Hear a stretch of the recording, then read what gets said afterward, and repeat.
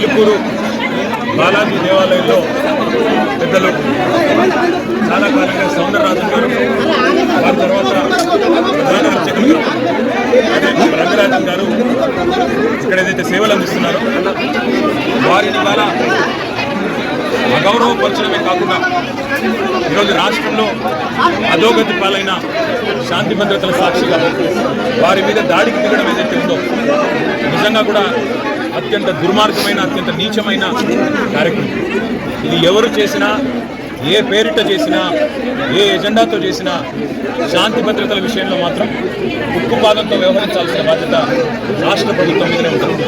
ఇవాళ భగవంతుడి సేవలో నిమగ్నమయ్యే పెద్దలు రంగరాజన్ గారు, సౌందరరాజన్ గారి కుటుంబం పరిస్థితి ఈ విధంగా ఉంది అంటే మరి ఈ రాష్ట్రంలో శాంతి భద్రతలు ఎంత అధ్వానంగా ఉన్నాయో దీన్ని బట్టి చెప్పవచ్చు.